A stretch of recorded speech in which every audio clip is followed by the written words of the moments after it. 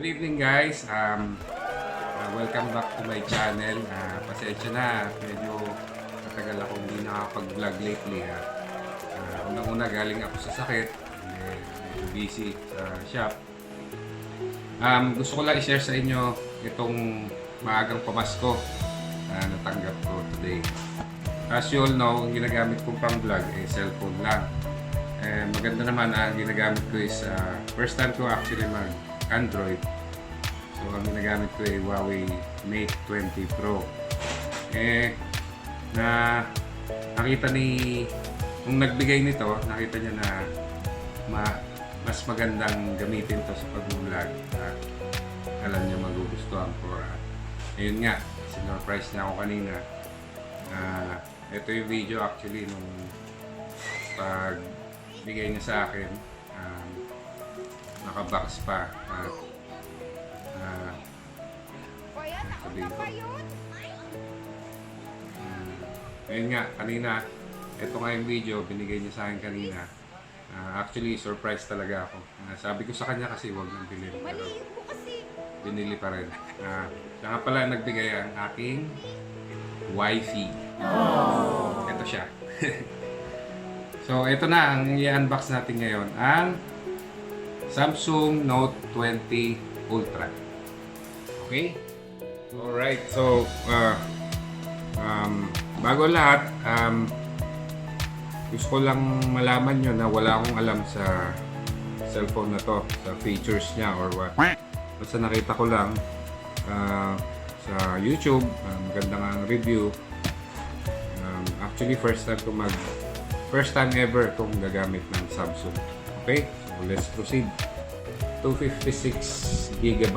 Yun lang ang habol ko actually, yung malaking memory. Dahil nga, pag nag-vlog ako, malakas kumain ng space sa memory yung mga videos ko. So, meron siyang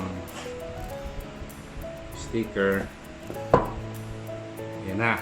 Tantanan. Yun! Nakakatakot gamitin guys. At mukhang konting bagsak lang ay basag. Okay, tingnan natin kung anong kasama sa loob. First impression, mabigat siya. I think gawa siya sa aluminum or glass. Hindi ko alam. Comment nyo na lang kung saan siya gawa. Kung stainless ba to or aluminum. Hindi ko talaga alam. Yung cameras niya, tatlo. Hindi ko lang alam yung specific megapixels nila, pero base sa mga napanood ko sa YouTube, maganda naman daw. So, bago na tayong pang vlog. What comes in the box? Ayun.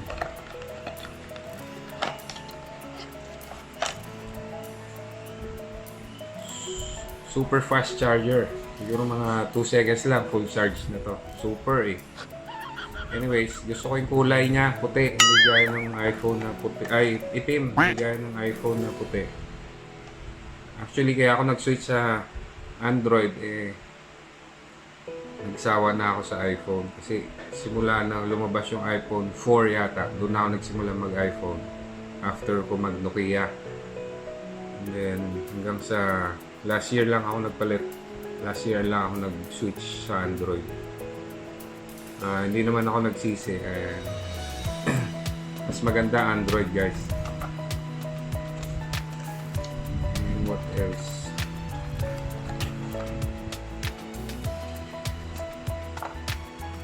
USB-C. USB Type-C. Yan. And ano pa?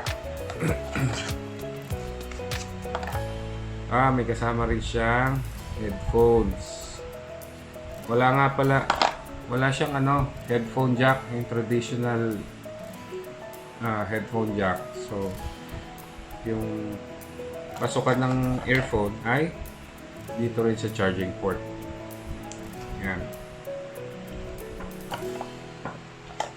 And extra tips sa earphone para Depende sa size ng tenga mo. Wala na? Wala. Wala. Wala nga. So, unfortunately, walang kasamang case. Ay, wala. So, kaya yun. Ano natin? Yun yung pang sundot. Hindi pa rin. Warranty card. Ano naman yan? Okay, dito na tayo sa unit mismo. Ayun o.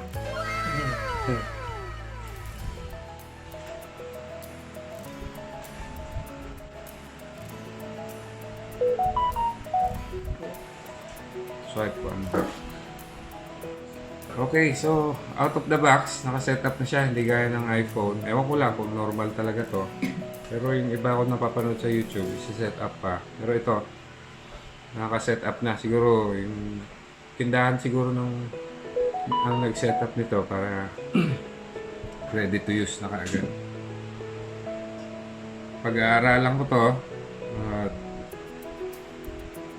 I'm sure maraming features to na kailangan ma-discover pa. So sa feel, tamang-tama lang yung size niya. Hindi siya ganun kaliit. Hindi siya ganun kalaki. Hindi rin siya maliit. Sa bigat, okay lang yung bigat.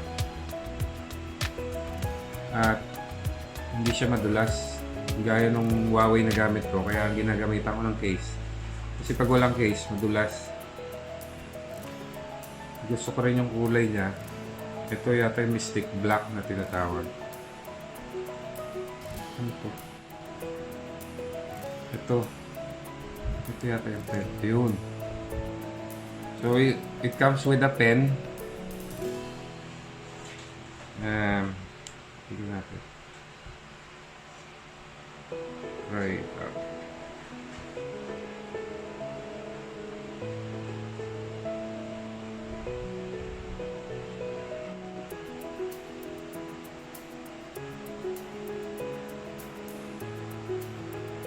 What do you think guys sa pag-switch ko from Huawei Mate 20 Pro to Samsung N20 Ultra. Okay? So, stay tuned guys sa susunod na vlog dahil most definitely ito na yung gagamitin ko. Alright? Salamat sa panonood nyo dito sa konting video ko sa pag-share ko ng early Christmas gift ko from wifey. Sa'yo mahal, maraming salamat. I love you.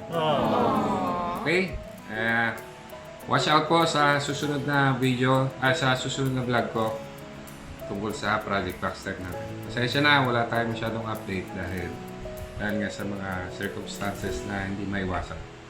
Okay, so see you soon again. I'll see you on the next video. Bye!